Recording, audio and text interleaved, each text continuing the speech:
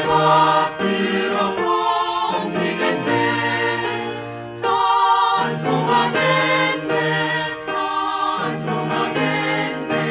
생명을 주시는 구주로다. 같이 기도하겠습니다. 하나님의 능력의 말씀으로 우주 만물을 창조하시고 지금도 성경 말씀대로 살아계셔서 역사를 주관하시며 특별히 우리 각자 인생 가운데 하나님을 만날 수 있도록 말씀 앞으로 인도해 주시고 우리 영혼을 이처럼 사랑해 주셔서 독생자 예수님의 그 십자가의 피로 나의 모든 죄를 영원히 용서해 주심으로 구원해 주시고 영원한 천국에 들어갈 수 있도록 확실한 소망을 허락해 주신 것 감사를 드립니다. 천지를 창조하신 하나님을 아버지라 섬길 수 있도록 자녀의 권세를 허락해 주시고 이 땅에 아직 연약하고 부족하지만 주님의 그 은혜로 언제나 덧입혀 주셔서 때를 따라 돕는 은혜로 주님을 섬기는 데 부족함이 없도록 인도해 주신 것 감사를 드립니다. 연약한 저희들 함께 할 수 있도록 몸된 교회를 허락해 주시고 오늘 주일을 맞이해서 전주 북북교회 성도님들 또 한자리에 모였습니다. 하나님의 말씀으로 우리의 삶을 우리의 마음을 일깨워 주시고 하나님을 따라가는데 언제나 영광과 기쁨으로 자원해서 갈 수 있도록 인도해 주시옵소서.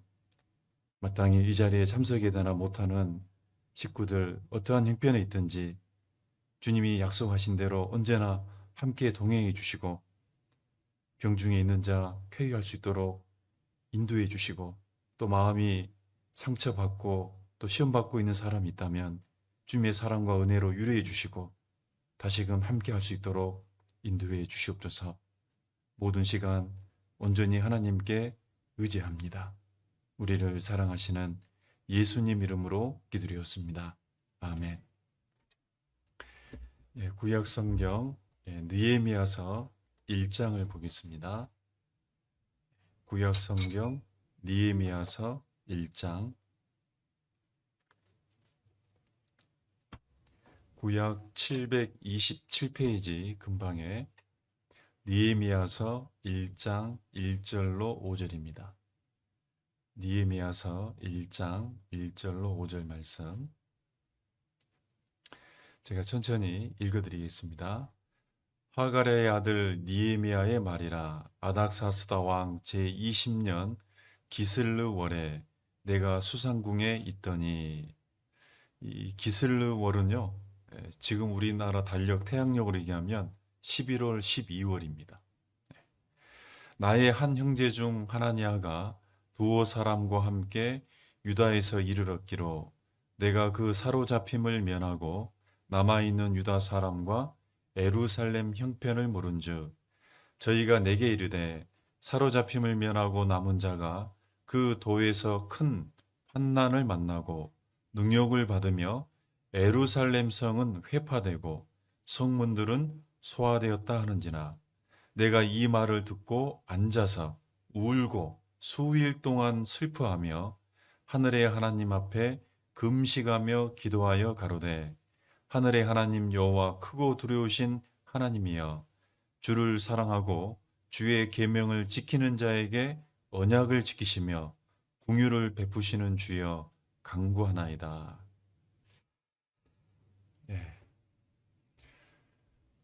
다들 살아 계시죠? 좀 요즘 또 코로나 벌써 이제 2년 가까이 계속 진행되고 있는데요.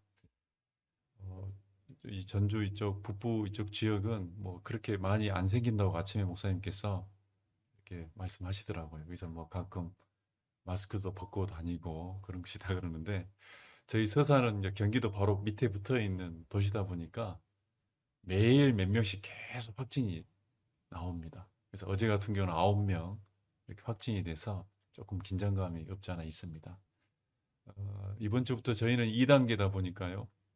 이 대강당에 30%만 들어와서 말씀을 들을 수 있습니다.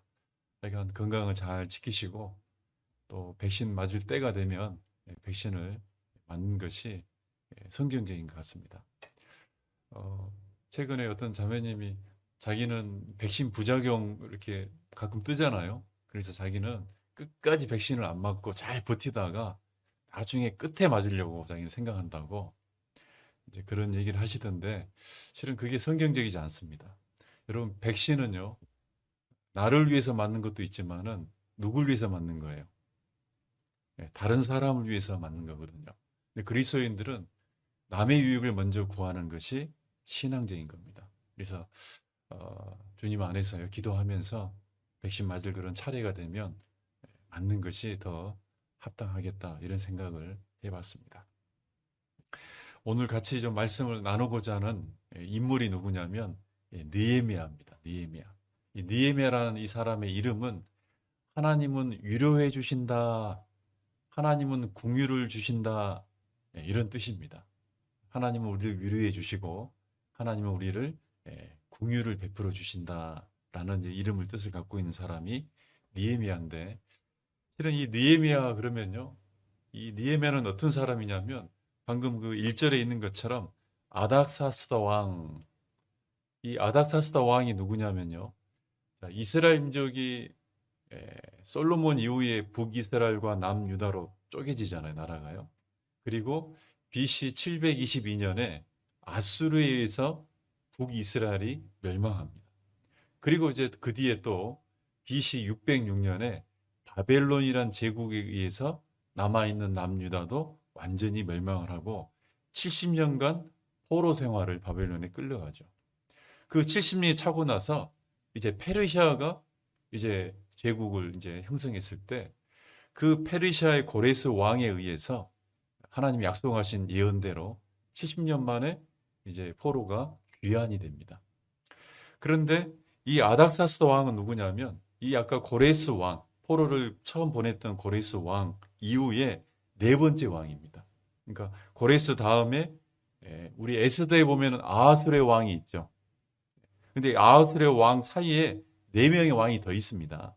그리고 아하술의 왕이 이제 다섯 번째 왕이고 이 에스더의 아하술의 왕의 아들이 누구냐면 방금 느헤미야가 술 맡은 관원으로서 섬겼던 왕입니다. 그게 아닥사스다 1세입니다. 자, 그 술 맡은 관원으로 느헤미야가 이제 왕을 섬기고 이방 나라의 왕을 섬기고 있을 때 2절에 자기 형제 중 하나니아가 몇 사람과 유다에서 이제 왔습니다. 그때 이 느헤미야는 그 형제들한테 유다 백성들, 자기 민족들 백성들과 그리고 예루살렘 형편을 물어보죠. 그랬더니 정말 이제 참 안 좋은 소식을 전합니다. 그들이 사로잡힘을 면했지만은 그곳에서 계속 큰 환란을 만나고 있고 그 이유가 뭐냐면 성벽이 무너져 버렸다. 성벽이 무너졌기 때문에 쉽게 다른 민족들한테 또 주변 어떤 다른 족속들한테 침입을 받는 거죠. 그리고 성문은 회파돼 가지고 소화돼 버렸다. 문은 이제 최종적인 입구인데 그 문도 부서져 버리고 불타버렸습니다.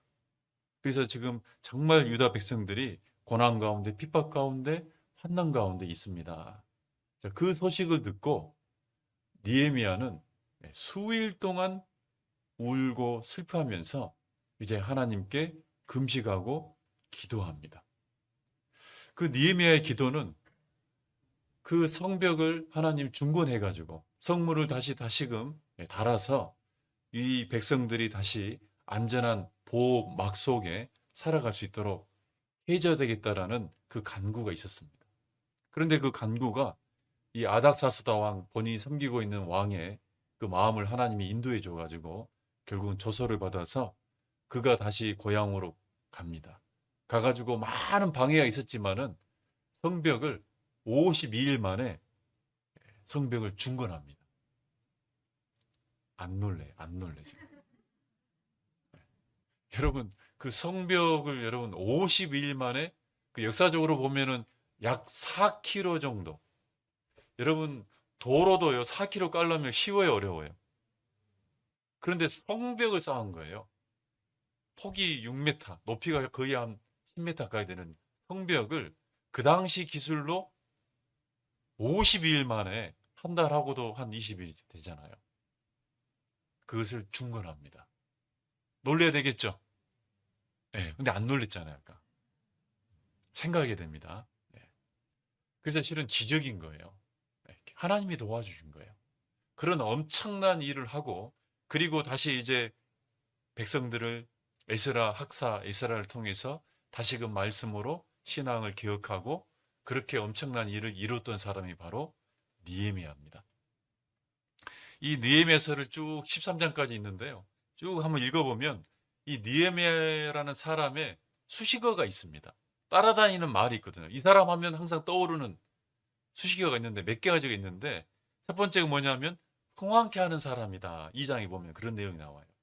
이 사람은 뭔가를 이렇게 계속 흥황케 하는 사람. 어쩌면 우리도 신앙생활을 해 나갈 때요. 내가 어떤 모임에 가면은 그 모임이 활성화되는 것. 그럼 느헤미야 같은 사람인 겁니다. 근데 반대로요.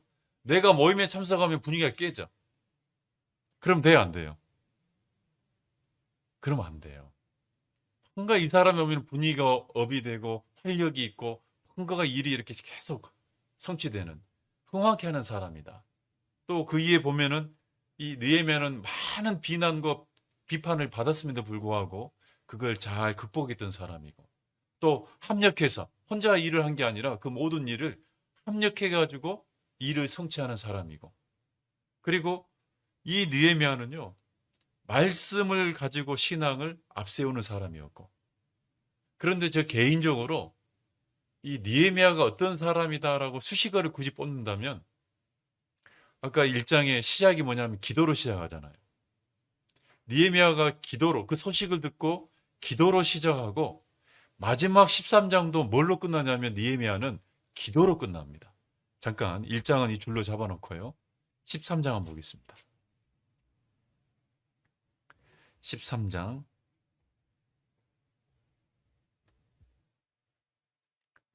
31절 13장 31절 또 정한 기한에 나무와 처음 익은 것을 드리게 하였사오니 내 하나님이여 나를 기억하사 복을 주옵소서 하나님께 구하는 기도로 마칩니다. 그래서 개인적으로 느헤미야가 배울 수 있는 여러 가지 신앙적인 수식어가 있지만은 정말 시작부터 끝까지 간구했던 기도의 사람이다라고 얘기할 수 있습니다.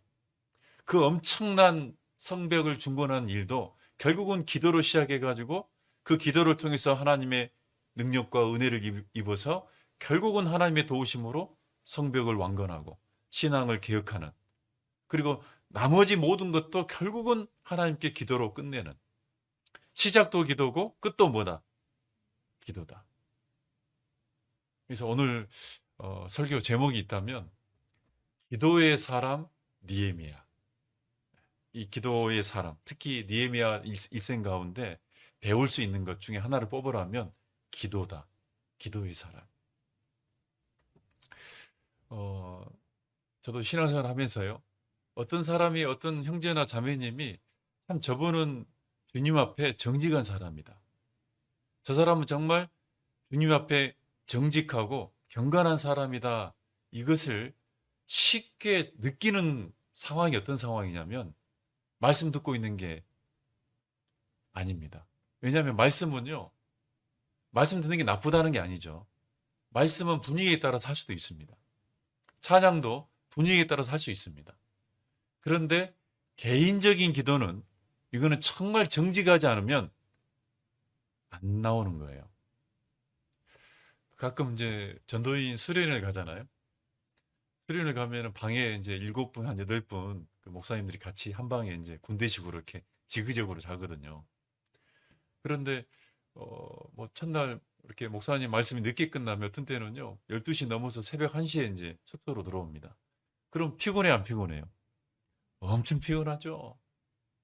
그 말씀을 막 2시간, 3시간 듣고 들어오면은 이제 그럼 바로 자야 돼요? 씻고 자야 돼요? 이제 우리 옛날 같으면 바로 자야 되는데 이제 씻고 자지 않습니까? 그러면 저 같은 경우는 제 방에 이제 한 7분, 8분 계시는데 제가 나이가 제일 어려요. 그럼 저 먼저 씻어야 돼요. 이 노인들을 공경해야 돼요. 저보다 많은 이제 이렇게 목사님들 먼저 빨리 씻고 자시라고 저 같은 경우는 이제 기다려야 됩니다. 그런데 이제 첫 번째 한 분이 들어갔어요. 그 화장실에요. 그럼 나머지 기다려야 되는데 그분이 딱 끝나고 딱 이제 씻고 나왔는데 그러면 어떻게 해야 되겠죠? 자야 되겠죠? 그럼 자기 전에 그냥 잡니까? 기도합니까? 기도해야 돼, 안 해야 돼요? 해야죠.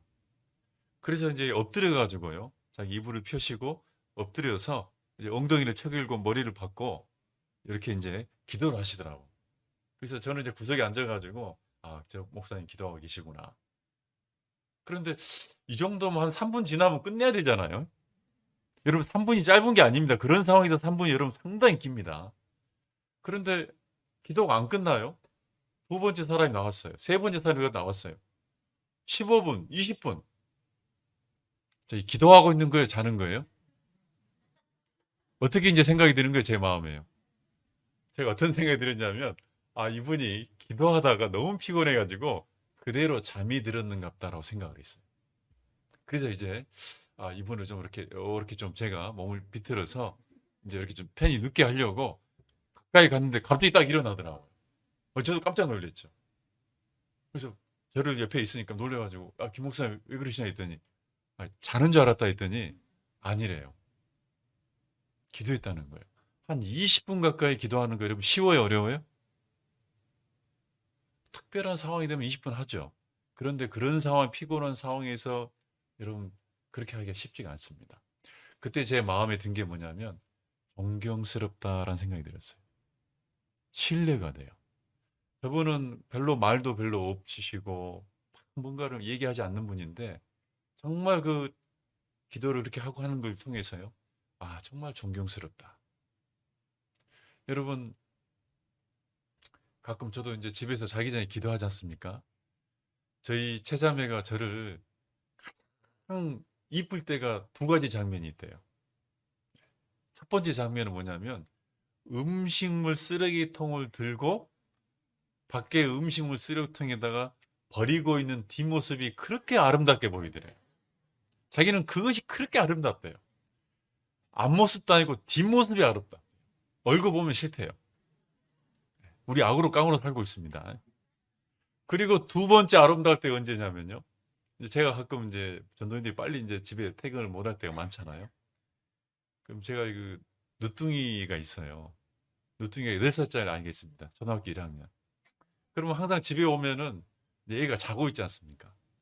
그럼 아버지로서 자녀를 위해서 기도해야 되잖아요. 그럼 이제 자고 있는 침대 맡에 제가 무릎을 꿇고 아이 이제 머리 냄새 한번 맡아보고요. 그렇게 애기 냄새가 이뻐요, 안 이뻐요? 그 땀내도요, 너무너무 이뻐요, 이게. 그래서 몇 번 이렇게 얼굴을 이렇게 이제 코로 맡아보고 기도를 합니다. 그 문틈 사이로 제가 기도하고 있는, 자녀 앞에서 기도하고 있는 앞모습이 이쁠까요? 뒷모습이 이쁠까요? 네. 저희 자매는 뒷모습이 너무너무 아름답게 보인대요. 그 두 가지 모습 때문에 이 인간을 데리고 살아야 되겠다 생각이 든답니다. 왜냐하면 그 모습은 기도를 개인적으로 누가 보지 않는데 하고 있는 것은 그 정직하지 않으면 나오기 어려워요. 바리새인들은요, 개인적인 기도를 했다는 말이 성경에 안 나오잖아요. 항상 사람들 앞에서, 공중 앞에서, 성문 앞에서, 사거리길에서 사람에게 보이려고 하는 것은 할 수 있습니다. 그건 위선이잖아요. 기도. 정말 어찌 보면 이 경건의 잣대라고 할 수 있습니다. 왜? 기도는 개인적이고 은밀한 중에 하는 거이기 때문에 정말 느헤미야는 어떤 사람이냐? 기도의 사람이다. 그러면 느헤미야가 그런 엄청난 기도의 사람이 되기 위해서는 도대체 그 사람에게는 무엇이 있었을까? 오늘 그걸 배우려고 그래요. 도대체 어떤 자세, 어떤 마음이 있어야만이 우리가 느헤미야처럼 유다 백성을 위해서, 예루살렘 성전을 위해서, 그리고 단순히 말로만 기도한 게 아니라 직접 가서 그 모든 것을 같이 일을 성취하는. 어쩌면 우리도 마찬가지잖아요. 우리가 교회를 위해서, 형제 자매를 위해서, 주님의 복음을 위해서 어찌 보면 귀한 하나님의 교회를 성장시키고 그리고 복음을 확장시키는 그런 사람이 되고자 하지 않습니까? 그러기 위해서 필요한 게 뭐냐면 첫 번째가 기도예요. 기도. 말씀은 2시간, 3시간 들을 수 있습니다. 말씀은 필요하면 혼자 앉아서 2시간 읽을 수 있습니다. 그러나 기도는요, 여러분 20분 하기 힘들어요. 아마 지금까지 구원받고 여러분 스스로 기도를 그 자리에 앉아서 20분 이상 기도한 적이 있는지 모르겠습니다. 없을 확률이 거의 90%일 거예요. 왜냐하면 저도요 20분 동안 이 무릎 꿇고 앉는 것, 또 이런 뭐 편안하게 앉아서 기도할 수도 있죠. 그거 쉽지가 않아요. 근데 느헤미야는요 수일 동안 기도를 해요. 그리고 이제 그것이 계속 이어지는 거잖아요. 이 기도는 어디서 나오는 거냐면요. 모든 신앙의 힘은 어디서 나오는 거냐면 사랑입니다. 어디서 나온다고요? 사랑이에요. 베드로가 주님을 3번 부인하고 결국은 배신하고 떠났지 않습니까? 다른 제자들 다 도망갔습니다. 그러나 다시 이제 주님이 부활하신 이후에 제자들을 불러 모으셨어요. 먼저는 마가 다락방에 있을 때 나타나셔가지고 부활하신 주님을 증거하고 평안할지어다. 그걸 확인할 때 그들에게는 진정한 사랑이 임하고 성령이 임하고 구원이 이루어진 거죠. 그 이후에 이제 베드로가 진정한 사도로 살기 위한 쉽게 가면 질문을 받죠. 네가 나를 사랑하느냐? 네가 나를 사랑하느냐? 네가 나를 사랑하면 내 어린 양을 먹이고 치라. 내 어린 양을 먹이고 치는 것, 그게 베드로의 남은 삶이잖아요. 그 베드로의 복음을 위한, 교회를 위한 남은 삶을 출발이 뭐냐면 주님께 대한 뭐예요? 사랑이에요. 사랑이 모든 것에 뭐냐면 원동력이에요. 고린도전서 16장 14절에 보면 사도 바울이 이제 고린도 교회에는 정말 많은 어린 육신의 사람이 많이 있었잖아요. 그 사람들에게 너희 모든 일을 뭘로 행하라? 모든 일은 사랑이 근본이 됐다. 특별한 일만 사랑이 아니고 모든 일이라도 있습니다. all thing입니다. all thing, everything입니다. 모든 게 출발이 뭐냐면 사랑이에요. 이 기도도 결국은 사랑이 없으면 기도가 안 돼요. 어머니의 기도가 왜 위대한지 아십니까? 자식에 대한 기도. 그 뭐냐면 자식을 볼 때마다 아버지는 사랑이 끊이지 않기 때문에 그 기도가 위대한 거예요. 느헤미야가 유다 백성, 자기 민족을 사랑하고 예루살렘 그 성을, 주님이 함께 하시는 그 성을 사랑하고, 그 사랑이 없다면 그 소식을 듣고 슬피 울며 이렇게 기도할 수 없겠죠. 사랑입니다, 사랑. 우리는 구원받은 사람들은 누구든지 구원받을 때 하나님께 대한 사랑을 받아야 안 받아요? 그 사랑과 은혜로 구원받잖아요. 그래서 디모데후서 1장에 보면은 하나님이 우리에게 주신 것은 두려워하는 마음이 아니요 오직 능력과 사랑과 근신하는 마음이니. 하나님이 우리에게 주신 것은 구원받을 때 주신 게 있단 말이에요. 능력도 줬고 사랑도 줬고 근신하는 마음을 줬어요. 그 사랑을 받아가지고 네가 날 사랑한다면, 주님을 사랑하는 마음이 있잖아요. 구원받을 때. 그 사랑으로 이제 교회를, 다른 형제들을, 복음을, 교회를 위해서 기도하게 되는 거예요. 느헤미야는 한마디로 어떤 사람이냐? 기도하는 사람이 아니고 기도의 사람이다라고 얘기할 수 있습니다. 개인적으로 기도하는 사람과 기도의 사람은 다르다고 생각합니다. 여러분요, 평상시 기도 안 하다가 사람은 누구든지 어떤 특별한 일이 생기면 다 기도해야 안 해요? 다 기도해요. 기도 안 하는 사람은 없습니다. 그런데 어떤 일이 벌어질 때, 위급할 때 기도하는 것, 그건 다 할 수 있습니다. 그러나 항상 기도하는 사람은 다릅니다. 느헤미야는 어떤 사람이냐? 기도하는 사람이 아니고 기도 자체가 삶인 사람이다. 그게 기도의 사람입니다. 다니엘이 왜 위대한 사람입니까? 그는 기도하는 사람이 아니고 기도 자체가 삶으로 생각하는 기도의 사람이에요. 기도가 자기 자신이에요. 기도가 삶이에요. 기도가 생명이고. 고넬료가 이방인인데도 불구하고 왜 하나님의 그 축복을 구원받을 수 있는 기회를 그렇게 받습니까? 고넬료는요, 항상 하나님께 뭐 하더니? 기도하더니. 기도가 항상 하는 사람이었습니다. 구제만 하고 있는 사람이 아니라 기도를 항상 하는 사람이거든요. 어느 날 어떤 사람이요, 밤에 자다가 새벽에 갑자기 벌떡 일어나요.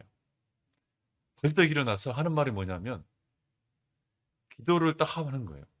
새벽에 벌떡 일어나서 기도를 하고 다시 잠을 자는데 그가 하는 말이 있습니다. 하마터면 죽을 뻔했다. 기도를 않고 깜빡 잔 거예요.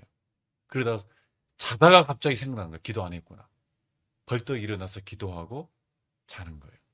하마터면 뭐 했다고요? 그 말은 뭐예요? 기도가 뭐예요? 삶이다, 그 얘기예요.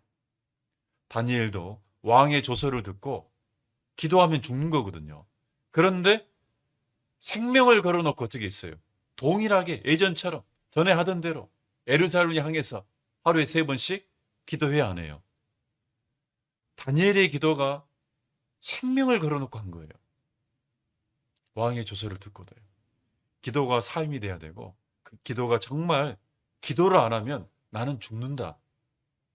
이 마음을 가지고 우리가 살아가야 됩니다. 느헤미야는 어떤 사람이냐? 기도의 사람이다.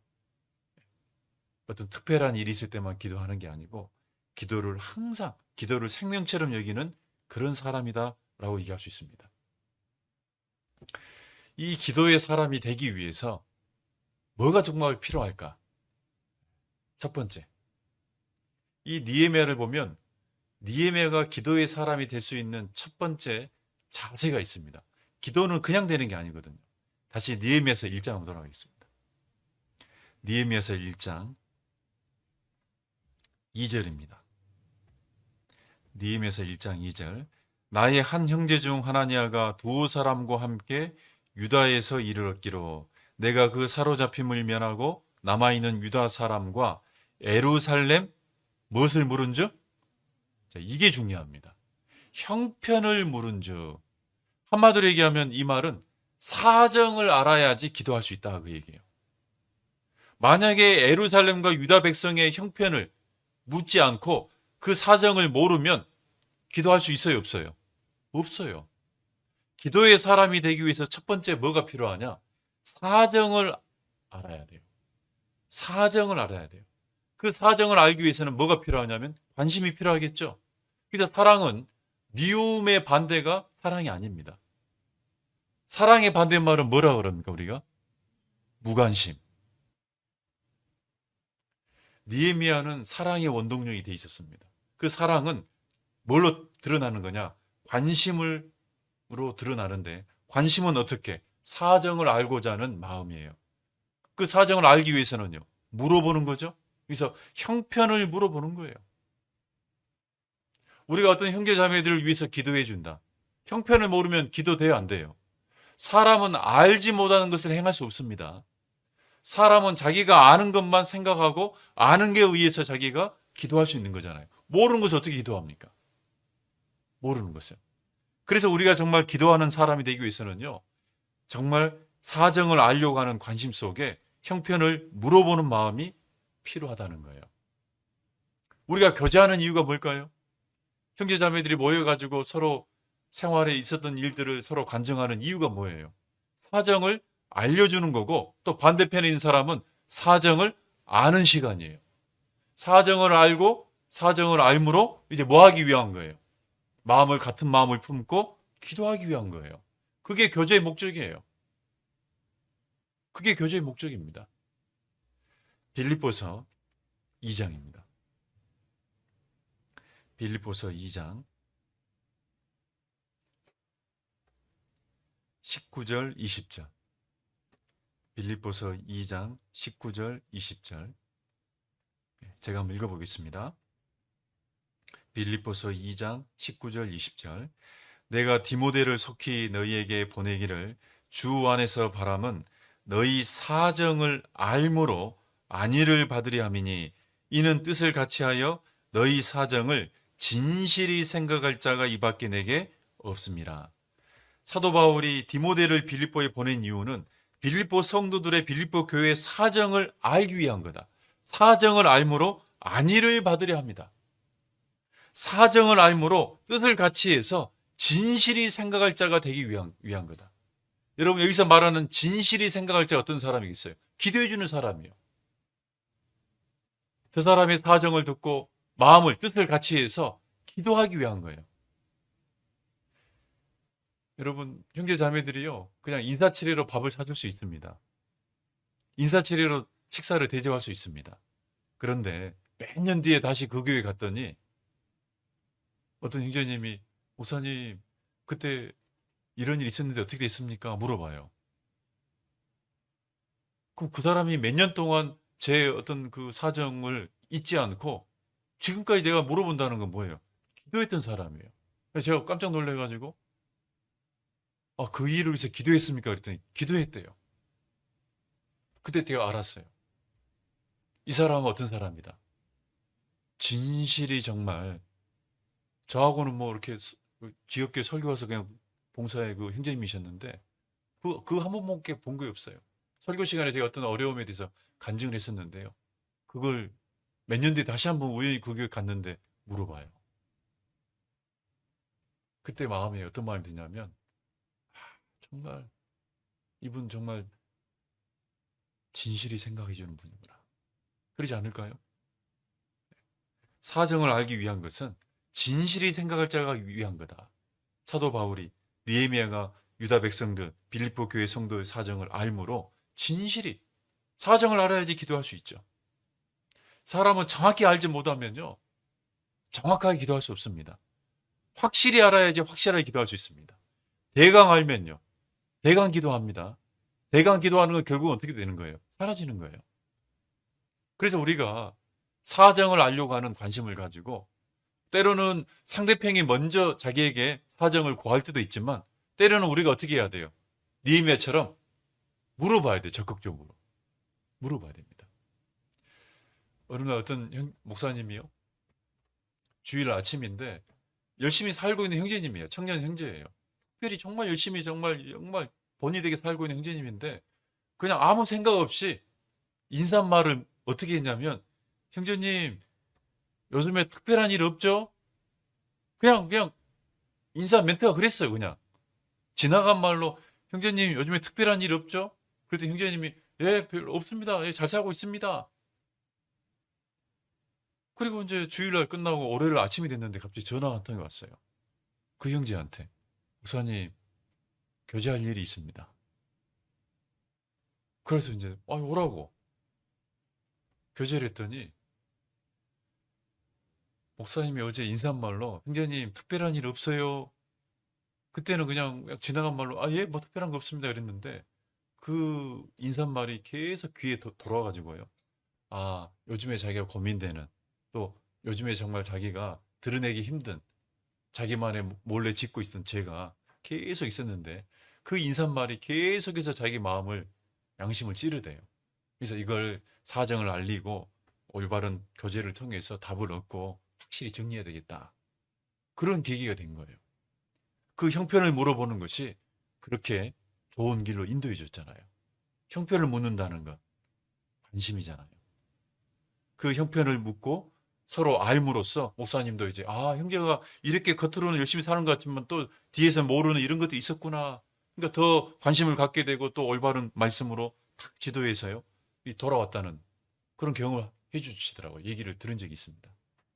사정을 아는 게 중요합니다. 잠언 27장 보겠습니다.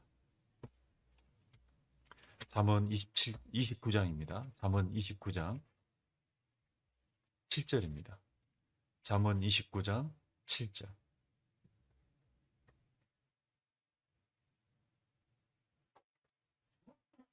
잠언 29장 7절. 같이 한번 읽어보죠. 의인은 가난한 자의 사정을 알아주나 악인은 알아줄 지식이 없느니라. 의인은 가난한 자의 사정을 알아준다. 의인은 가난한 자의 사정을 알고 있는 사람이고, 악인은 알아줄 지식이 없다. 모르는 사람이다. 어찌 보면 이 말씀을 기도로 연결해 보면, 의인의 기도는 사정을 알고 기도하는 거고, 악인의 기도는 알지 못하고 기도하고 있는 거다 라고 얘기할 수 있습니다.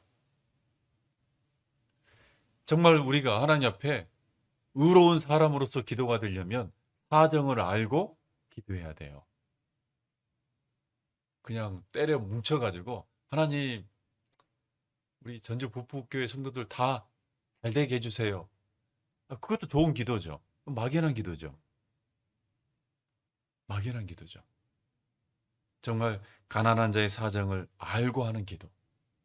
그것이 정말 올바르게 기도가 될 수 있는 의인의 기도다. 알지 못하고 내가 살고 있고 알지 못하면서 형편을 모르면서 그냥 막연히 저 자매 건강하기를, 저 뭐 형제님 잘 되기를, 저 자매님 잘 되기를, 그 막연한 기도 아니겠어요? 그게 도리어 이 성경 말씀에 비춰보면 악인의 기도가 될 수 있습니다. 알지 못하고 행하는 것 미신이잖아요. 알지 못하고 하는 것 어리석은 거잖아요. 그래서 우리가 형편을 물어보고 사정을 아는 것이 중요하다.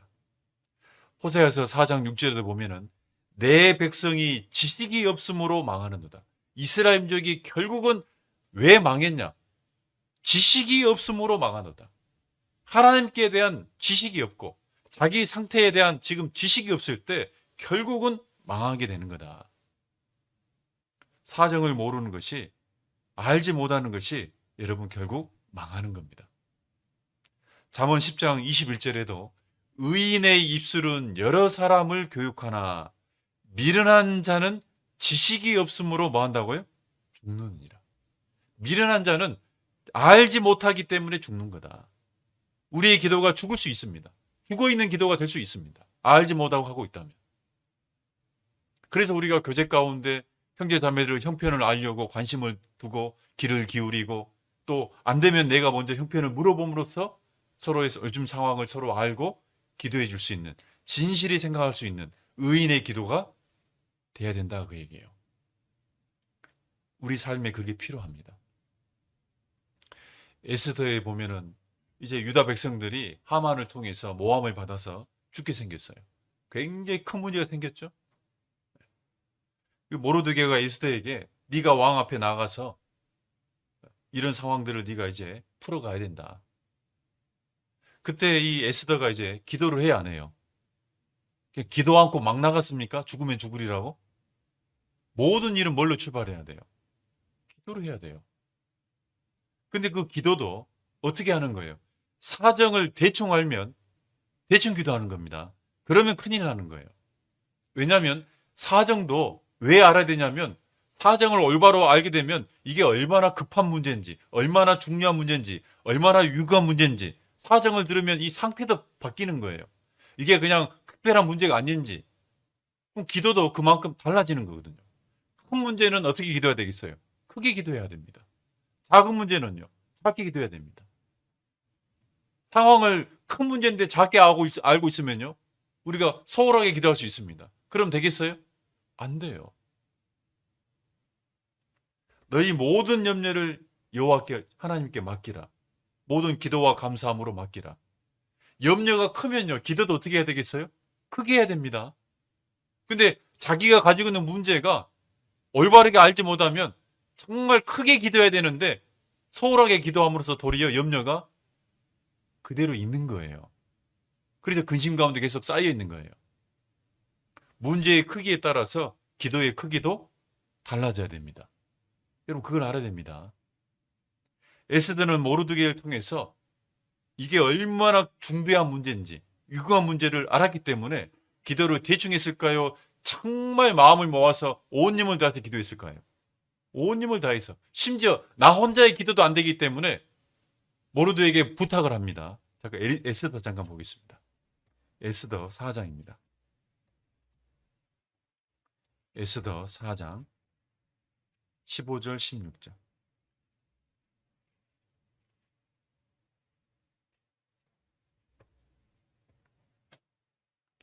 에스더 4장 15절 16절.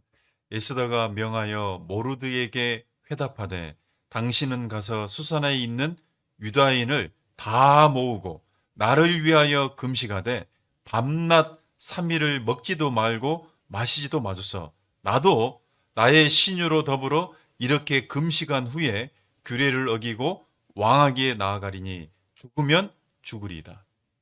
그 문제가 너무너무 큰 문제였기 때문에 모르드에게 당신이 유다인들을 다 모으고 나를 위해서 금식하면서 반납 3일을 먹지도 말고 마시지도 말고 기도해 주십시오. 나도 뿐만 아니라 나도 그렇게 내 시녀들과 함께 마음을 모아서 그렇게 기도하겠습니다. 문제의 크기에 따라서 기도가 그 문제의 크기를 올바로 알려면요. 사정을 똑바로 알아야죠. 사정을 똑바로 알면 기도도 올바른 기도로 연결되는 겁니다. 예수님의 그 복음서에 보면은 기도하는 모습이 특별히 누가복음에서 많이 볼 수 있는데요. 이 누가복음 예수님이 기도가 계속 나오는데 문제에 따라서 기도의 상태가 달라져요. 당연히 그래야죠. 누가복음 6장 한번 보겠습니다. 아니, 누가복음 5장입니다. 누가복음 5장 15절 16절. 누가복음 5장 15절 16절.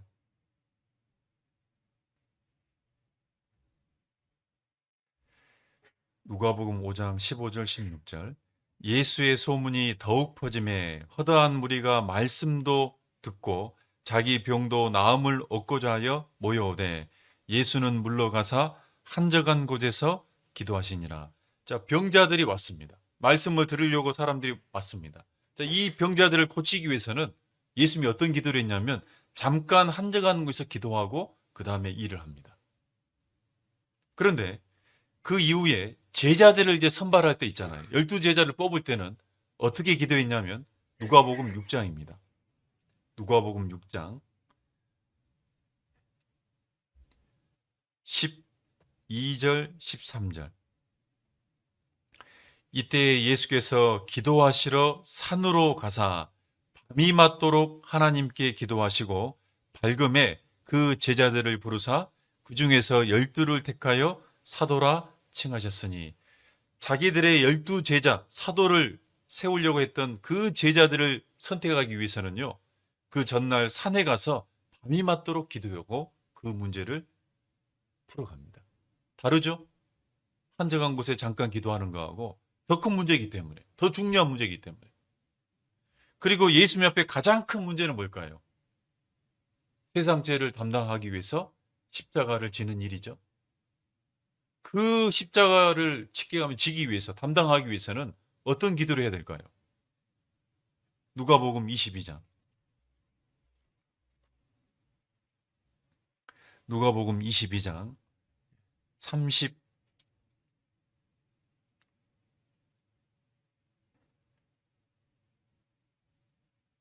44절입니다. 누가복음 22장 44절 한 절만 같이 읽겠습니다. 예수께서 힘쓰고 애써 더욱 간절히 기도하시니 땀이 땅에 떨어지는 핏방울 같이 되더라. 따로 한적한 곳에 가서 그리고 돌 던질 만큼 떨어져 가지고 마지막 기도를 하는데요. 힘쓰고 애써 더욱 간절히 기도했다. 땀이 핏방울이 되도록. 그만큼 더 큰 문제예요. 예수님은요, 정확하게 앞에 있는 문제를 정확히 알고 있었어요. 그 사정을 정확히 알아야지 거기에 맞는 기도의 마음도 태도도 달라지는 거예요. 사정을 아는 것이 이제 기도의 사랑, 기도가 내 삶이 될 수 있는 첫 번째 태도다. 알지 못하는 게 여러분요, 기도할 수 없습니다. 개인의 기도도 마찬가지예요. 여러분, 남을 위한 기도도 사정을 알 필요 있지만 내 사정도 내가 알아야 돼요. 사람은 자기도 자기를 똑바로 알아야 몰라요. 몰라요. 그러니까 거울이 필요하잖아요. 사람은 자기도 자기 마음을 잘 모를 때가 있습니다. 정말 내 중심에 뭐가 있는지 자기도 모를 때가 있단 말이에요.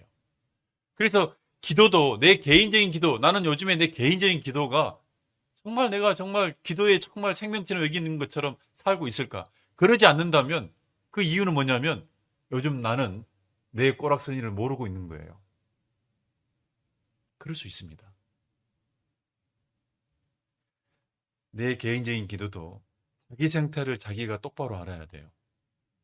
그래서 우리가 교제 가운데 있어야지 내 상태도 보입니다. 다른 형제자매의 간증을 들으면 도리어 그것이 내 거울처럼 나를 보여주는 마음을 드러내주는 거기도 하고, 우리가 말씀을 읽는 것도 뭐예요? 말씀도 하나의 거울이죠. 말씀을 통해서 깊은 숨은 허물들. 다윗이 왜 기도의 사람입니까? 그는 항상 주님 앞에 자기가 알지 못하는 숨은 허물을 깨닫게 해달라고. 왜? 자기를 똑바로 알고 싶었다 그 얘기예요. 자기 상태를 보니까 똑바로 딱 봤더니 나는 너무나도 제국을 통일했던 통일왕국의 왕이잖아요. 그런데도 불구하고 자기는 연약한 존재였다. 나는 정말 미약한 존재다. 그러니까 다윗은요, 왕이었기 때문에 나는 이제 두려움이 없다가 아니에요. 도리어 더 자기 생태를 똑바로 알았기 때문에 두려움 가운데, 연약함 가운데 더 기도를 했지 않습니까? 자기를 알아야 돼요. 자기를 알아야 돼요. 여러분, 교회사를 보면은 마지막 시대의 교회를 상징하는 교회가 계시록의 라우디아 교회죠. 여러분, 라우디아 교회 하면은 딱 특징이 뭐예요? 뭐죠? 뜨겁지도 않고 차지도 않고 뭐다? 미지근. 왜 라우디아 교회 신앙의 상태가 미지근했을까요? 어쩌면 우리 시대의 성도님들의 신앙의 상태가 이 라우디아 교회의 흐름에 들어갈 수도 있습니다. 왜 미지근한 신앙을 할까요? 알지 못한 거예요. 라우디아 교회의 문제가 뭐냐면 알지 못했다. 어떤 걸 몰랐냐? 자기들의 상태를 알지 못했어요. 그러니까 그들의 신앙도 미지근했고 자기들의 상태를 제대로 알지 못했기 때문에 그들의 기도도 결국 뭐예요? 미지근한 기도예요. 형식적인 기도. 원인을 거기서 나온 거 원인이에요. 내가 지금 벼랑 끝에 서 있다. 그럼 한가하게 내가 대충 거기서 놀고 있겠어요? 그걸 모르니까 그냥 한가한 거예요, 지금. 내가 죽을 병에 걸렸는데 그걸 몰라. 그럼 그냥 일상 내가 건강하게 사는 것처럼 있는 거예요. 기회를 놓치는 거예요. 똑같아요. 잠깐 찾아보죠. 계시록. 요한계시록 3장입니다.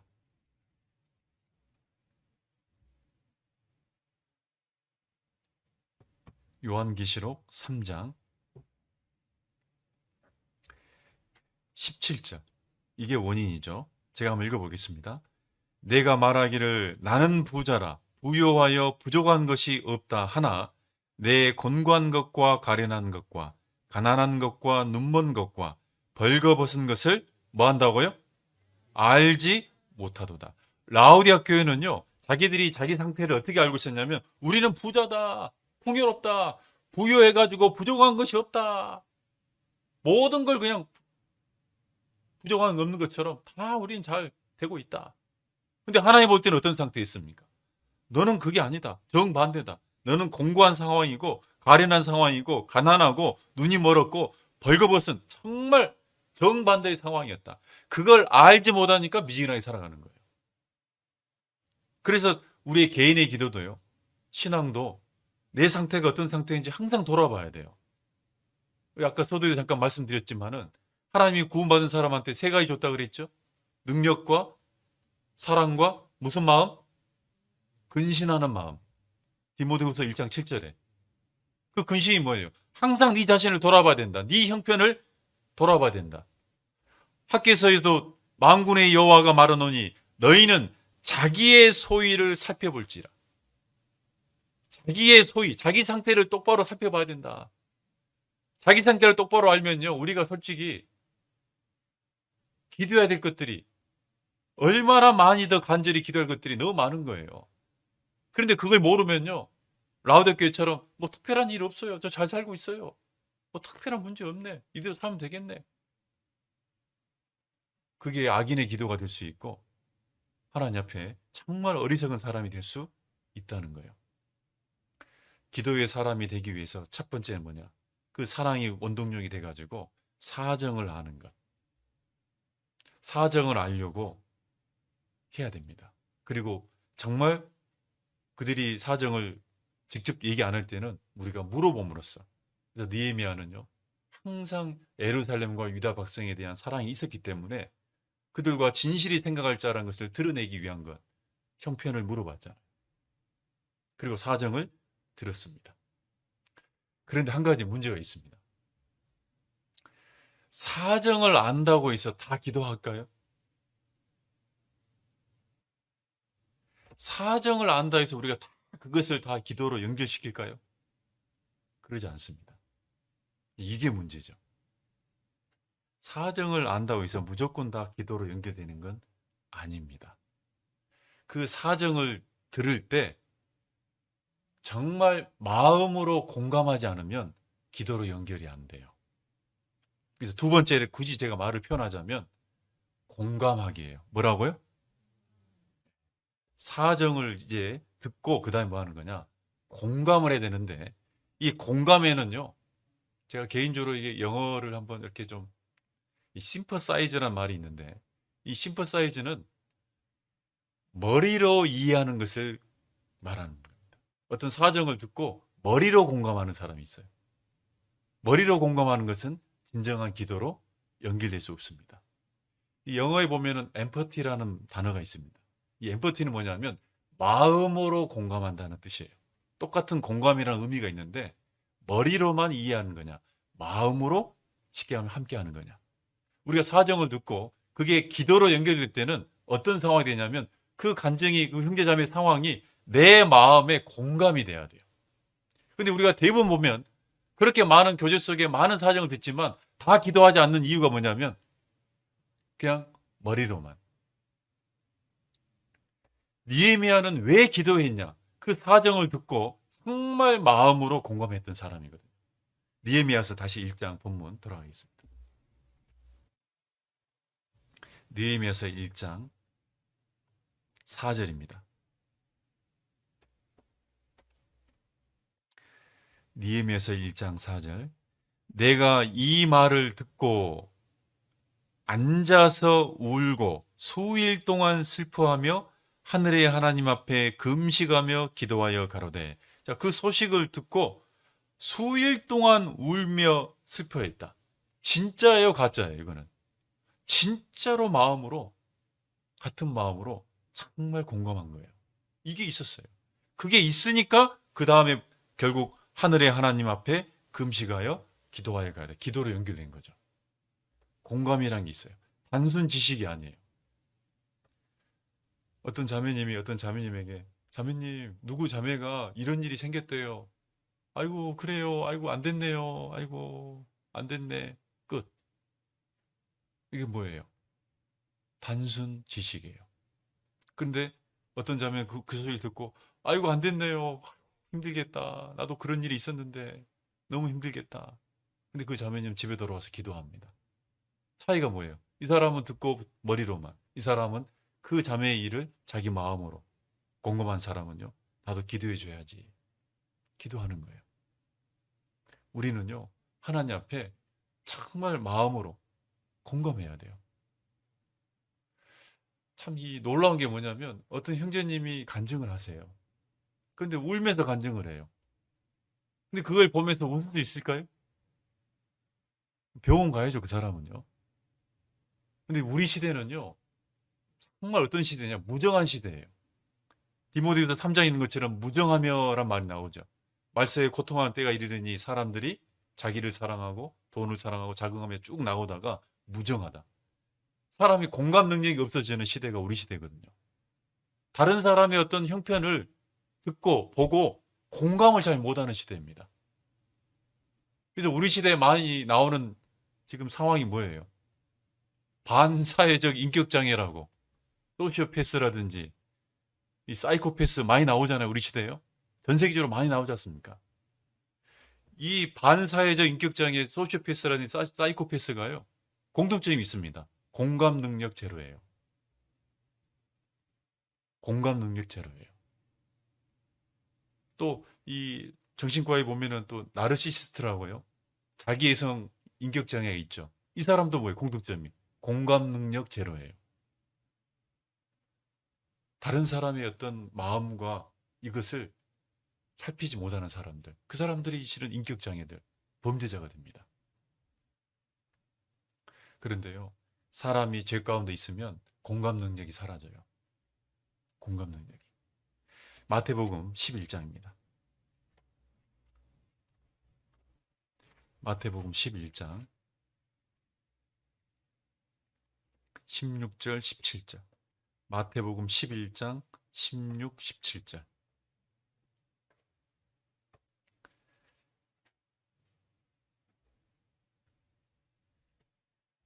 제가 한번 읽어보겠습니다. 이 세대를 무엇으로 비유할꼬? 비유컨대 아이들이 장터에 앉아 제 동물을 불러 가로되 우리가 너희를 향하여 피리를 불어도 너희가 춤추지 않고 우리가 애곡하여도 너희가 가슴을 치지 아니하였다 함과 같도다. 이 세대, 여기서 말하는 이 세대는요, 하나님과 멀어져 있는, 죄악 가운데 빠져 있는 세대를 이해합니다. 지금도 우리 시대에도 마찬가지입니다. 죄악에 빠져 있는 사람들은요, 공감 능력이 없어요. 피리를 부어도 즐거운 상황이면 같이 즐거워해주고, 슬퍼하는 사람은 같이 슬퍼해주는 것을 못 느껴요. 못 느껴요. 저도 이제 늦둥이를 키우고 있는데요. 이 애가 감성적으로 공감 능력이 있는지 없는지 어느 날 이놈은 공감 능력이 좀 있네라는 생각이 들더라고요. 정상적으로 크고 있다는 증거예요. 엄마가 슬픈 동화 얘기를 했더니 애가 울어요. 지가 만화 보다가 좋은 장면 보면 웃고요. 정상인 겁니다. 그런데 어릴 때부터 뭔가 문제 있는 애들은요, 감정이 안 나와요. 그럴 수 있습니다. 우리도 형제 자매들 속에서도 구원은 받았지만 내가 요즘에 하나님과 멀어져 있고 죄에 빠져 있으면 그 죄는 무감각하게 만드는 거거든요. 공감 능력을 없애버려요. 그래서 그냥 어떤 자매님이 힘들게 교제해도 빨리 끝내지. 뭘 저런 걸 가지고 다 이해를 못해요.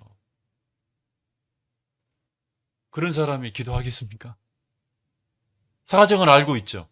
그런 자매 예전에 이런 일이 있었다는데 나도 들었어. 근데 기도하지 않습니다. 그런 경우가 있을 수 있어요. 형제자매 속에서도요. 저도 개인적으로 서산교회 제가 욕을 하면 안 되지 않습니까? 그런데 그 어리석은 어린 그런 분들이 있어요. 못해요. 이해를 못해요. 공감을 못해요. 공감을 못하는데 어떻게 주님의 마음으로 함께 기뻐하고 함께 즐거워하고 함께 애곡하고 함께 기도할 수 있냐 말이지. 진실이 생각할 자가 되기 위해서는 뜻을 같이 해야 된다. 그게 뭐예요? 마음으로 같이 느껴야 된다는 뜻이에요. 제가 실은 이제 이 말씀을 개인적으로 이렇게 묵상하고 준비하면서요.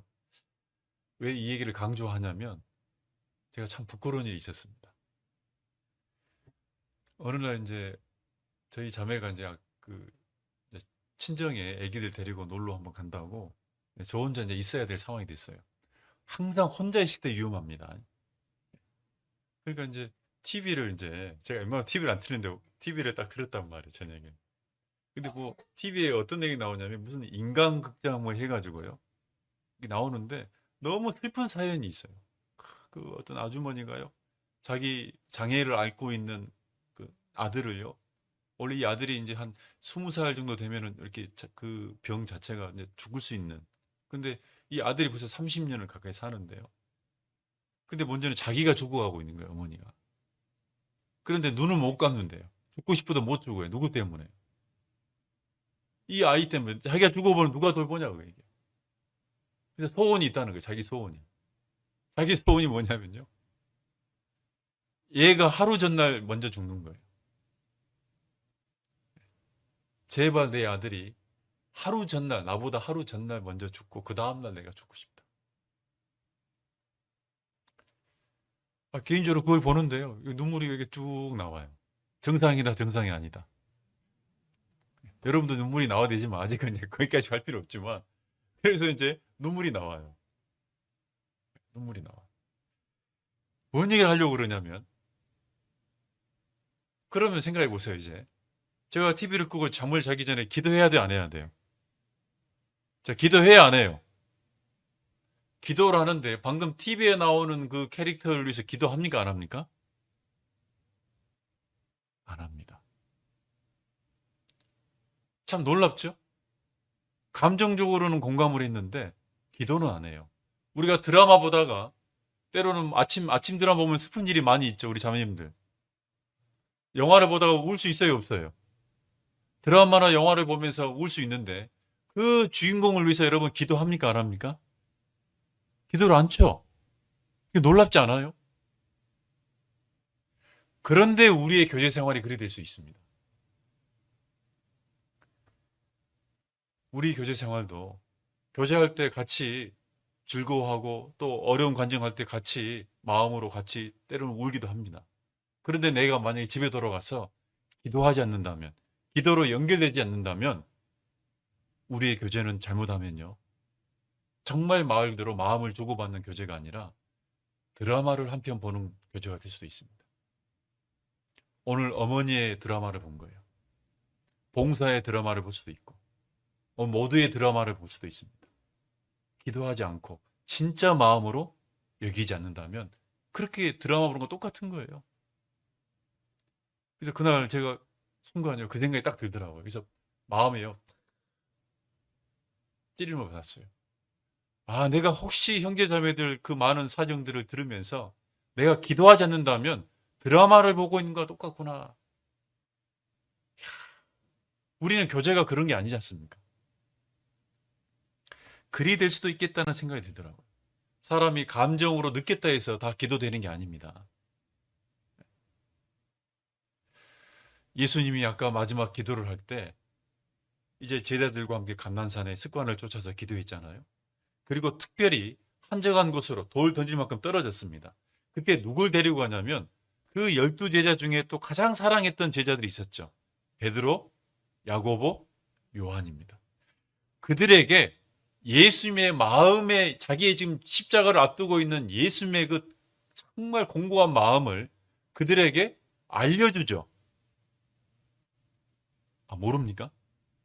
그 마음을 알려준다고. 자기 사정을 쉽게 하면 고백한다고요. 고백하면서 뭘 부탁하는 거예요? 함께 기도해달라. 그런데 그 사정을 듣고 이 세 제자들이 기도했어요, 안 했어요? 다 졸며 잘세. 여기서 한 가지 궁금한 게 있어요. 결론적으로는 기도를 안 했습니다. 사정을 알려줬는데 불구하고 베드로와 야고보와 요한은 기도하지 않고 다 잤습니다. 근데 그들이 사정을 들을 때 감정적으로 공감했을까 안 했을까요? 했습니다. 같이 슬퍼했거든요. 같이 슬퍼했는데 기도를 안 해요. 그게 뭐예요? 진정으로 마음으로 공감하지 않는 거예요.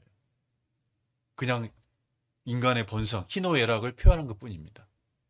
감정으로 반응한 게 아니라 진짜 마음으로 공감해야만이 기도로 연결되는 거거든요.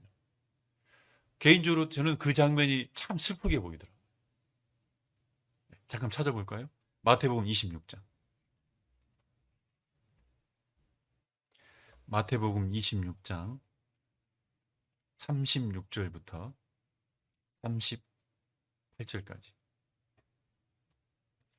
마태복음 26장 36절로 38절.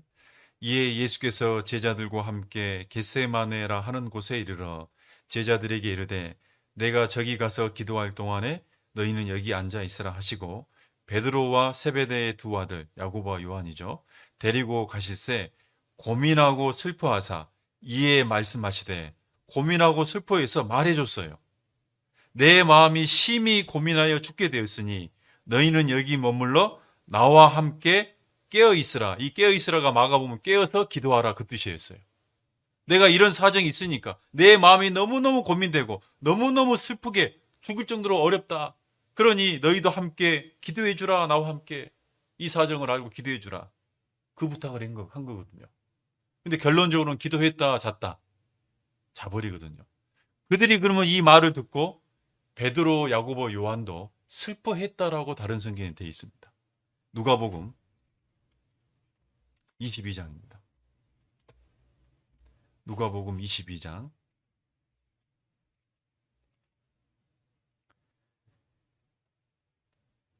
45절, 46절 같이 읽겠습니다. 기도 후에 일어나 제자들에게 가서 슬픔을 인하여 잠든 것을 보시고 이르시되 어찌하여 자느냐 시험에 들지 않게 일어나 기도하라. 슬픔을 인하여 잠든 것을 보시고 예수님이 자기의 슬픔을 고백했을 때 그들도 감정적으로 슬퍼했습니다. 그러나 슬펐지만은 기도하지 않았죠. 그걸 보고 있는 예수님. 어떤 마음이었겠어요? 형제 자매들이 어렵게 자기 어려운 문제를 간증해 줬어요. 그 간증은요, 함께 기도해 달라.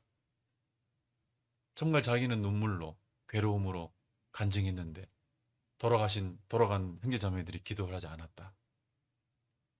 얼마나 민망한 일입니까? 우린 그러면 안 되잖아요. 느헤미야는요, 그 소식을 듣고 슬피 울었습니다. 반응했죠. 그런데 기도로 연결되는 진정한 공감이란 건 도대체 뭘까? 이 세 번째. 자, 사정을 알고 두 번째 공감을 하는 건데, 그 공감은 어디까지 어떤 마음으로 공감해야 되냐면, 세 번째 개인적으로 제가 이렇게 표현해 봤습니다. 따라해 봅시다 한번. 체휼하기. 체휼하기. 이 체휼이란 말이 참 중요한 말이에요.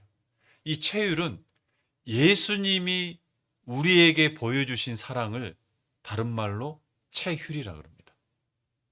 하나님이 우리에게 보여주신 사랑은 긍휼입니다. 비슷한 뜻이지만 약간 다르죠. 긍휼은 쉽게 하면 자격이 안 되는데 무조건적으로 사랑을 베풀어 주는 겁니다. 체휼도 긍휼 가운데 있지만 체휼은 어떤 거냐? 직접적으로 자기가 책임지겠다는 마음으로 하는 것이 체휼입니다. 책임. 히브리서 4장 한번 보겠습니다. 히브리서 4장 15절.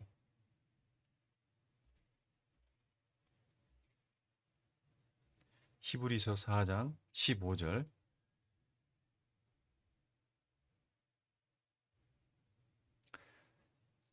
우리에게 있는 대제사장은, 이 대제사장은 앞에 14절에 예수님입니다. 대제사장은 우리의 연약함을 체휼하지 아니하는 자가 아니요 모든 일에 우리와 한결같이 시험을 받은 자로 돼 죄는 없으시니라. 대제사장 되신 예수님은 어떤 분이냐? 우리의 연약함을 체휼하시는 분이다. 여러분, 이 체휼이란 말은 어떤 뜻이냐면요, 상대편에 있는 문제를 자기 문제로 여기는 마음이에요. 자, 상대방의 문제를 자기 문제로 여기는 마음, 그걸 체휼이라고 그래요. 그래서 상대방이 기뻐하잖아요. 그 상대방이 기뻐하는 일이 자기 일이기 때문에 자기도 똑같이 어떻게 해요? 반응을 기뻐해요. 상대방이 슬퍼하잖아요.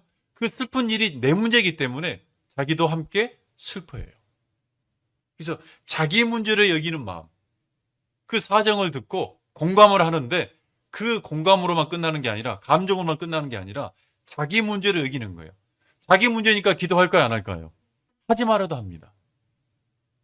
사람은 자기 문제면요, 하지 말아도 합니다. 남들이 상처가 생겼어요. 반창고를 붙이라고 얘기는 할 수 있습니다. 근데 안 붙여도 뭐라고 얘기 안 합니다. 자기가 상처가 생기면요, 하지 말아도 붙입니다. 자기 문제로 여기면 사람은요, 기도할 수 있어요. 그래서 사랑의 마지막은 뭐냐면 체휼이에요. 체휼이에요. 느헤미야는 어떻게 그 소식을 듣고 수일 동안 금식하면서 슬피 울 수 있었을까? 그 예루살렘 백성들의 환란이 자기의 문제고, 예루살렘 성벽이 무너진 것, 자기 집이 무너진 것으로 여긴 거예요. 그게 체휼이에요.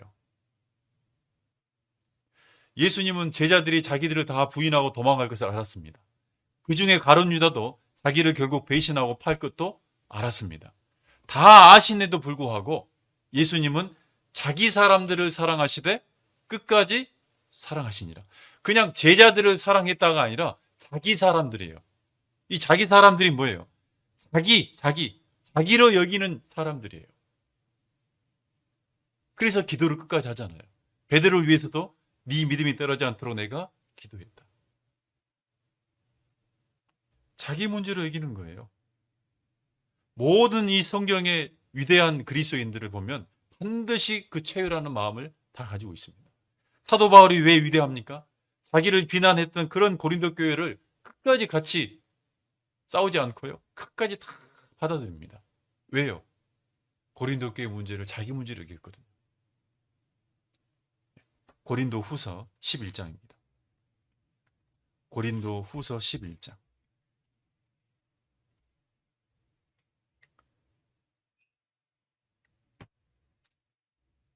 11장 29절입니다. 고린도 후서 11장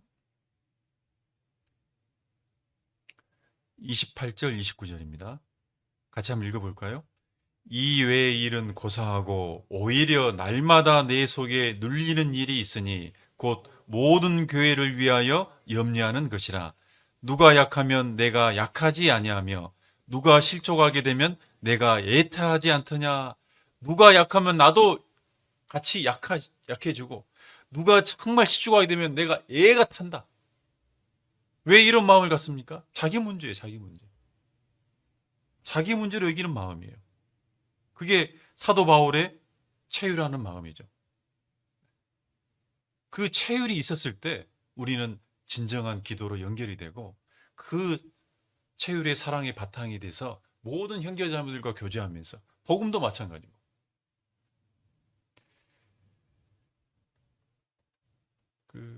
이런 재밌는 얘기가 있더라고요. 근데 딱 오늘 설교 딱 맞아서 제가 한마디 좀 하려고요.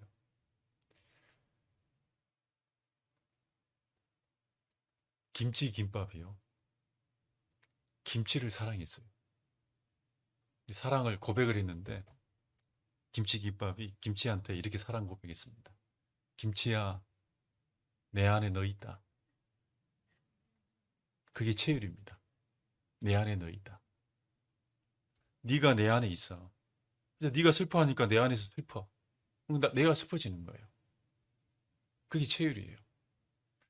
보면은 이 남녀가 이제 사랑을 이제 이렇게 연애를 해가지고 이제 결혼을 하게 되면 보통 보면 그 상대편을 뭐라 부릅니까? 사랑이 풍성할 때는 뭐라 부르죠? 자기라 그럽니다. 아니, 자기는 여기 있는데 상대편을 자기라 그래요.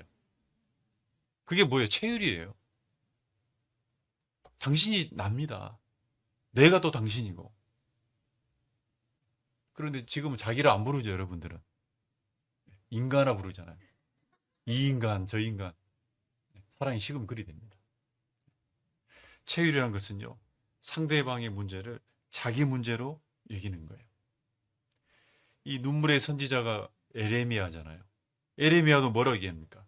내 딸 백성이 상하였으므로 나도 상하여 슬퍼하며 놀라움에 잡혔도다. 자기 민족이 상하니까 나도 상했다. 그래서 같이 슬퍼하고 놀라움에 붙잡히게 됐다. 그런 거예요. 고린도 후서 찾았으니까요. 7장 한번 보겠습니다. 고린도 후서 7장 3절. 고린도 후서 7장 3절. 같이 한번 읽어보죠. 내가 정죄하려고 이 말을 한 것이 아니라 이전에 말하였거니와 너희로 우리 마음에 있어 함께 죽고 함께 살게 하고자 함이라. 너희로 우리 마음에 있어. 고린도 교회가 사도 마음에 있었어요. 내 안에 너 있다 그 얘기예요. 그래서 고린도 교회 문제가 사도 바울이 자신의 문제가 됐어요. 그러니까 함께 그 문제를 해결하기 위해서 고민하고 끝까지 참고 기도하고 한 거 아니에요?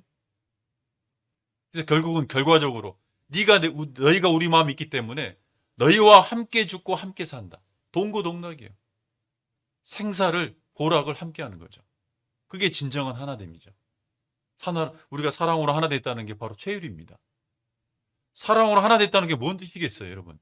단순히 그냥 하나 이게 아니라 당신 문제가 내 문제입니다. 내 문제가 당신 문제입니다.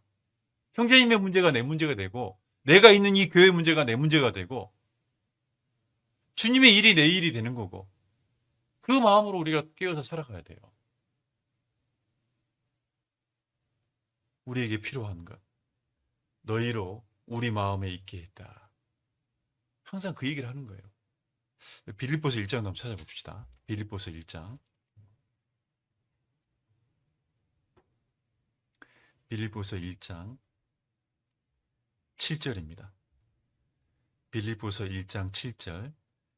내가 너희 무리를 위하여 이와 같이 생각하는 것이 마땅하니 이는 너희가 내 마음에 뭐한다? 있으며. 똑같은 얘기를 계속하고 있는 거예요. 너희가 내 마음에 있으며 나의 매임과 복음을 변명함과 확정함에 너희가 다 나와 함께 은혜에 참여한 자가 됨이라. 너희가 내 마음에 있었다. 빌립보 성도 마찬가지입니다. 그게 사도 바울의 마음이고 모든 그리스도인의 마음이 돼야 되고 느헤미야의 마음이었고 그것이 모든 체율의 쉽게 하면 주인 대신 예수님의 마음이에요.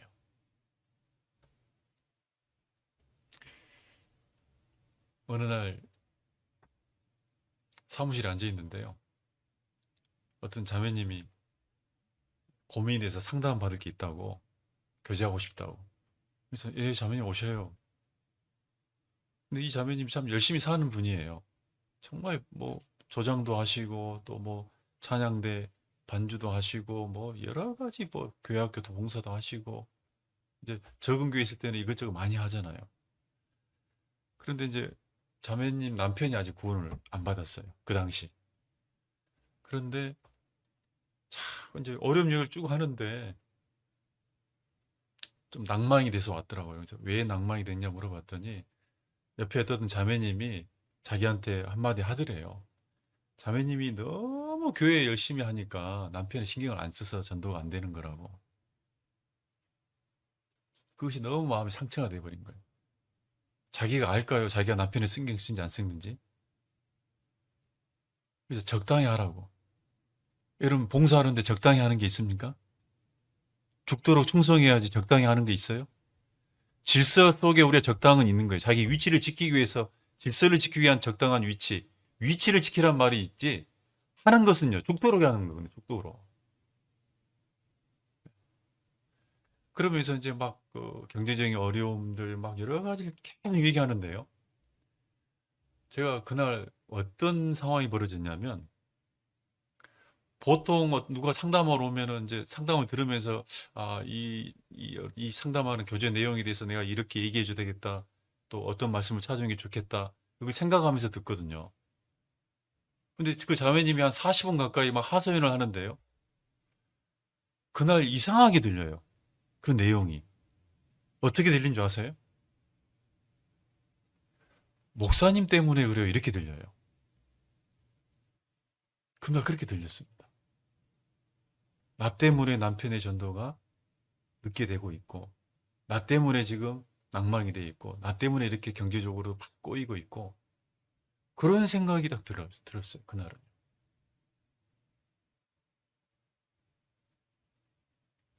그리고 다른 때 같으면 그냥 기도하고 끝나잖아요. 보내잖아요.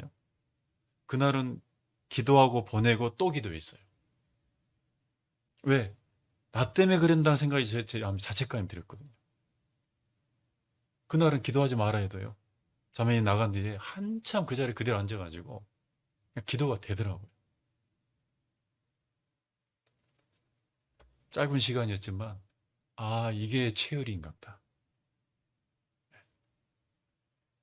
다른 형제님들이 간증하러 올 때도 마찬가지고 그게 문득 들어요. 여러분 전도인들이 나이에 비해서 빨리 늙어버리죠. 우리 김창기 목사님도 빨리 지금 늙으셨잖아요. 지금. 왜냐하면 전도인들의 스트레스가 뭔지 아세요? 형제 자매들의 문제가 남일로 안 여겨지기 때문에 돌아버려요. 표현은 않지만요. 돌아버립니다. 방금 차 한잔 말씀 오기 전에 차 한잔 하시는데 참 목사님이 대단하다는 생각이 언제 들었냐면 브라질 상파울로 교회인가요? 목사님? 거기에 어떤 참 열심히 사는 부부가 있는데 코로나 그 자매님이 걸리셨대요. 근데 코로나 걸리면 우리나라는 그래도 의학이 좋아서 치료가 잘 되는데요. 지금 위중하다고 그 소식을 듣고 아까 저한테 제가 물어보지도 않았어요. 저는 그냥 뭐 코로나 걸릴 수도 있죠. 뭐 그러다 죽겠죠. 근데 목사님이 막 괴로워하시더라고요. 그래서 그렇지. 그게 체율이지. 자기 일처럼 괴로워하세요. 형제 자매들요. 남일 아닙니다. 우리 교회 문제 남일 아닙니다. 하나님은 우리에게요. 정말 체율하는 마음을 갖기를 원해요. 그 체율 속에서 진정한 기도까지 연결되는 거예요. 누구 일이다. 남일이다. 내 일이다. 내 일이에요. 여러분 내 앞에 있는 여러 가지 모든 일들 다 다 나와 관계 있다는 것을 여러분 알아야 됩니다. 여러분 성경을 읽다 보면 참 재밌는 얘기가 많이 나오는데 어느 정도 우리에게 관계가 되는 줄 아세요? 이 다니엘 당시에 섬겼던 이 왕이 느부갓네살 왕이잖아요. 왕이 꿈을 꿨단 말이에요. 자, 왕이 꾼 꿈도 다니엘과 관계가 있어요, 없어요? 있었잖아요. 그 꿈 때문에 박사들도 죽게 생겼고 다니엘도 죽게 생겼고 세 친구도 죽게 생겼어요. 한 나라의 왕의 꿈도 나와 관계가 있어요. 그 정도로 관계가 있다고 말이에요. 생사와 관련된 거예요. 에스더에 보면은 아하스의 왕이에요. 그날따라 잠이 안 와. 자, 왕이 잠이 안 온 것도 나와 관계 있어요, 없어요? 있었어요. 그 잠이 안 오므로 역대기를 읽다가 모르드게가 했던 선한 것에 대해서 보답이 없었다는 것을 알고 모르드에게 상을 주게 되고 결국은 모르드가 상을 받아서 관직을 받아가지고 이스라엘 민족을 구원하게 되는 일이 벌어지잖아요. 그런데 왕의 꿈도 왕이 잠이 안 온 불면증도 나한테 관계 있다면 내 앞에 있는 형제 자매들 속에 있는 일이 어떻게 남입니까? 제가 아는 한 형제님이요. 과거 이제 구원받기 전에 약간 이제 이런 분 있죠. 정치적인 사성이 좀 강해가지고 이런 분이었는데 구원을 받았어요. 구원을 받았는데 어느 날 이제 지금 모 대통령이 지금 감옥 가 계시는데 당선이 된 거예요. 근데 그분이요. 특히 이제 여러분 원래 그런 얘기 하면 안 되는데 이제 자기 자매한테 이제 어떻게 이런 분이 대통령이 됐냐. 정말 기분 나쁘다 하면서 옛날에 이제 그 정치적인 그런 것이 있어가지고 막 얘기하길래 그 자매님이 이제 큰 쓴소리 해놨죠. 지금 형제님 뭔 소리냐고. 성경에 위에 있는 권세자들한테 뭐 하라? 굴복하라. 하나님이 세웠기 때문에 그 사람이 인격적으로 뭐 하든 저 하든 모든 건 하나님이 다스려가고 하나님이 세웠기 때문에 그걸 인정하고 살아가는 게 그리스도인이다. 어디서 가서 그런 소리 하지 말라고.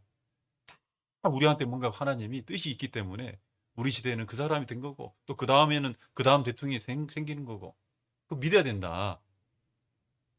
그런데 이 형제님이요 알았다고 이제 하고 툭툭 그랬단 말이에요. 그런데 이 형제님이 어떤 상황이 있었냐면 원래 직장을 다니다가 이제 직장 그 사업이 망해가지고요 이제 임시적으로 광주에 이제 항공 그 공항이 있잖아요. 거기 임시적으로 이제 들어가 있었습니다. 1년 계약직으로. 들어가 있는데 그 대통령이 당선돼 가지고요. 어떤 상황이 벌어졌냐면 그 계약직의 협력업체가 소속되어 있는 어떤 단체가 있어요. 그 단체에 있는 사람들을요. 전부 다 정직원으로 바꿔줬어요. 여러분 공항공사 1년 계약직이 어느 날 갑자기 뜬금없이 하루 만에요. 정직원이 됐단 말이에요. 그래서 본인이 어느 날 갑자기 정직원이 돼버린 거예요. 그리고 나서 철저하게 자기가 하나님 앞에 야 나한테 관계 있다 없다 저 대통령이 이렇게 될 줄 몰랐다고 얘기해요. 마침 딱 직장이 어려웠는데 딱 돼버린 거예요. 그래서 지금도 다니고 있습니다. 정직이 돼가지고요. 얼마나 좋은지 몰라요. 신앙생활도 전부 다 잘 되고요. 관계가 있어요. 정말 우리가요. 하나님 앞에 정말 기도의 사람이 되기 위해서 모든 것이 사랑이 원천인데 결국 그 사랑은 뭐다? 남을 자기 문제로 여기는 체휼이에요. 니에미아가 왜 기도의 사람이냐?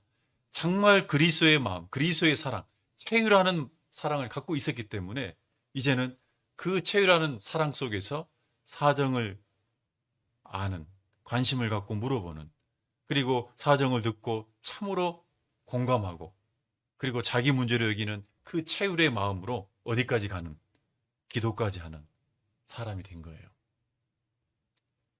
그래서 예수님도 내가 책임지겠다. 그게 체휼이잖아요. 우리 죄를 예수님이 담당했다. 담당이 뭐겠어요? 그 사람 문제가 내 문제니까 내가 담당하겠습니다. 그래서 예수님의 사랑을 대속의 사랑이라고 그래요. 대속. 대신 내가 갚겠다. 대속을 이룬 이후에도 예수님이 대언자로 우리한테 계시죠. 대언이 뭐예요? 그 사람의 문제를 내가 대신 얘기해 주겠습니다. 그게 체휼이에요. 그 최열의 사랑을요, 항상 우리가 마음에 새기면서 우리 속에 그게 있습니다. 우리 있습니다. 그래서 우리가 형제 자매들 신앙생활 이제는 나와 관계 없는 것처럼 살지 마시고 모든 작은 일에도 내 문제로 여기고 그 속에서 교훈을 얻고 내 문제로 여기고 함께 기도하고 내 문제로 여기고 함께 돕고 내 문제로 여기고 함께 협력해서 주의 일이 결국 내 일이 돼서 주님께 영광을 돌리는 그런 삶을 살았으면 좋겠습니다. 같이 기도하겠습니다. 하나님 감사합니다. 우리를 구원해 주시고 또 그리스도의 그 체혈되신 사랑을 우리 마음에 부어주신 것 감사합니다. 이 사랑이 식지 않도록 언제나 말씀으로 또 기도 가운데 회개하며 근신할 수 있도록 인도해 주시고 그 사랑 안에서 참으로 같은 마음으로 기도하며 살아가기를 원하옵니다. 전주 북부에 있는 모든 하고자 하는 뜻들 목사님 중심으로 하나 되어 더욱더 주님께 영광이 돌려지기를 원하옵고 우리를 언제나 사랑하시는 예수님 이름으로 기도드렸습니다. 아멘.